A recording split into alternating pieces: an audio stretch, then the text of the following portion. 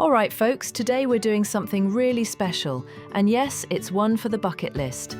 This is the £50 per ride Chitty Chitty Bang Bang experience at the beautiful Beaulieu Estate.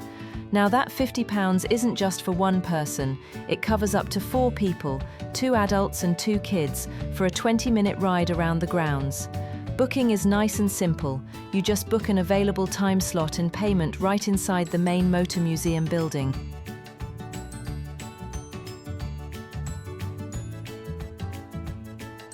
Once you're all booked in, it's just a matter of waiting for your time slot. I suggest looking at the Chitty Chitty Bang Bang car that was used as the hovercraft inside the museum itself, after which head to your left to see Truly Scrumptious's car.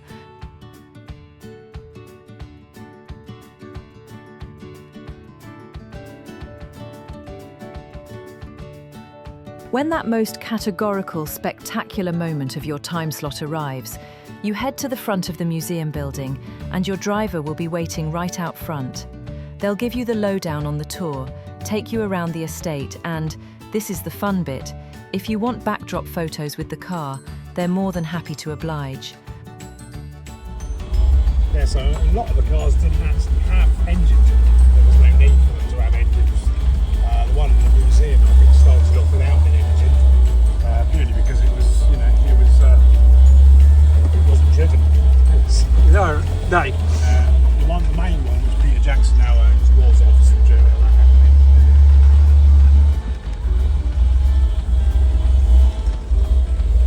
Hello.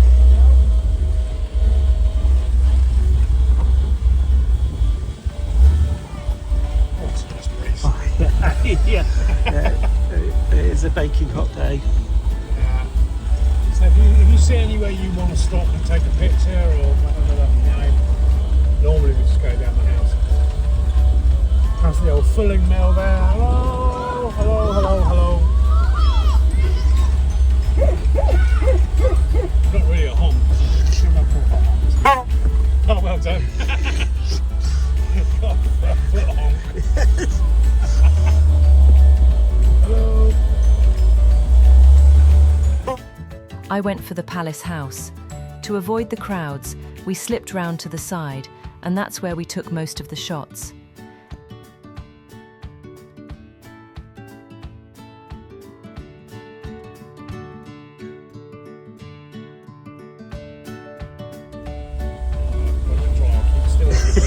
Still looking for indicators.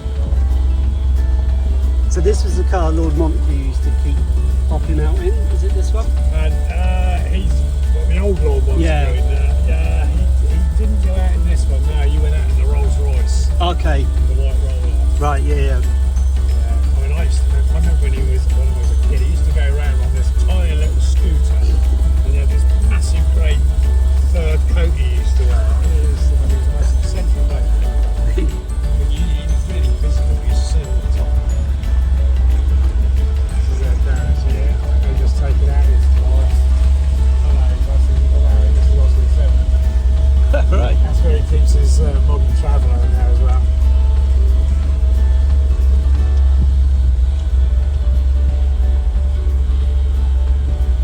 Oh, you've done that a few times. Yeah, you got to judge it just right.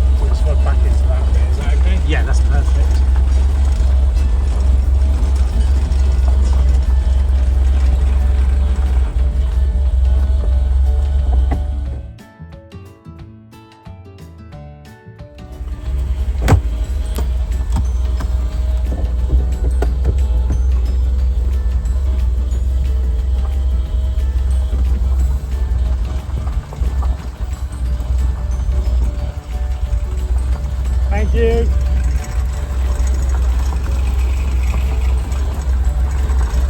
It's strange to drive, but it's so long. Yeah, Allow for it to turn like a tanker. Yeah, basically. I'm gonna try.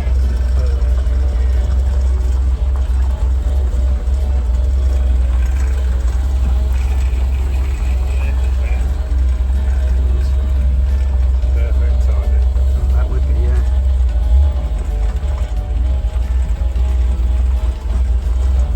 So I have to look down at my feet because this is all off centre. Oh, okay. It's so easy if you're not concentrating to hit the accelerator. Yeah. Instead.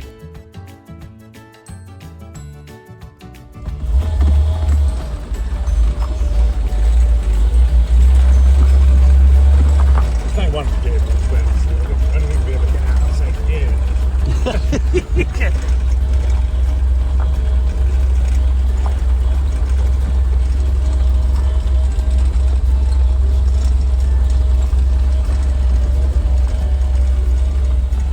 Did you know every single Chitty Chitty Bang Bang car was automatic?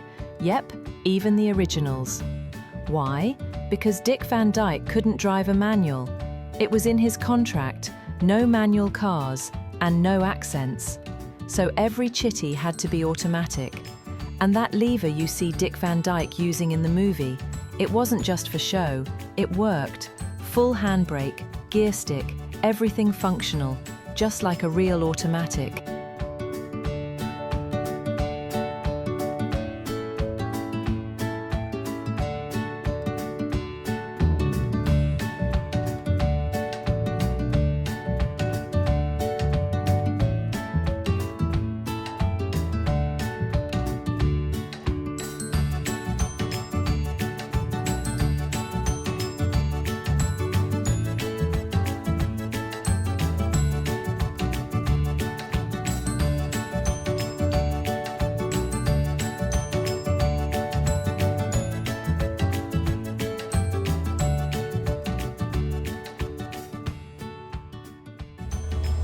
Where else do you drive Chitty Chitty Bang Bang?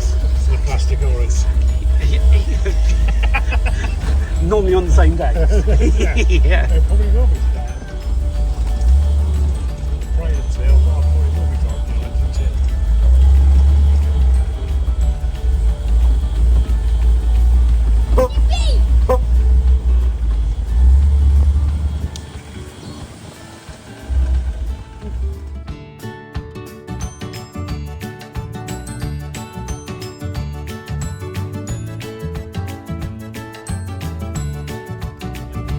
More than anything else.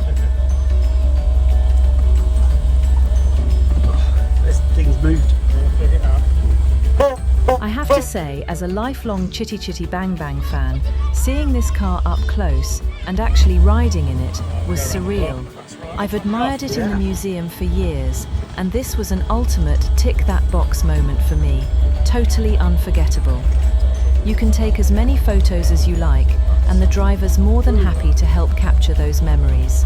Just a heads up, book early on the day, because these slots disappear fast. And remember, this is a working museum piece.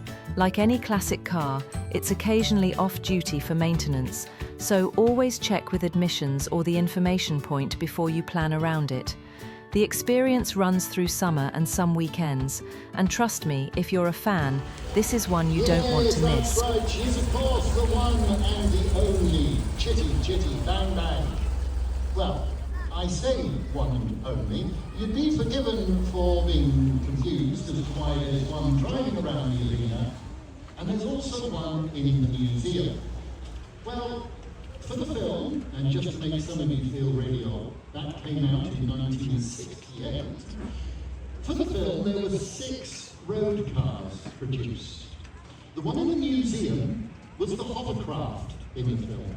Although you can't touch it, many parts of it were actually polystyrene to make her light enough to sit on the hovercraft skirts.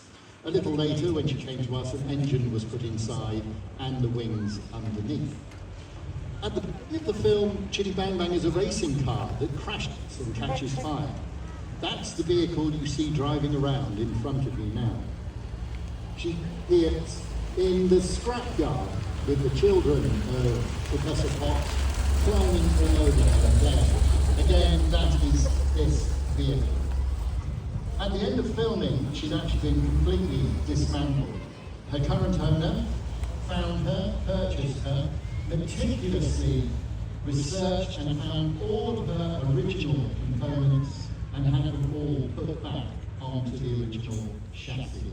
So although she was in the film, not as you see her driving around now. The other chitties are all still in existence. One is in New Zealand, 2 in America, and 3, including this one, here in the UK. Now, we often call her the smile car because even if you haven't seen the film, when this old girl drives towards you, just makes you smile. She's absolutely stunning. A beautiful, beautiful vehicle. Thank you very much, Pat.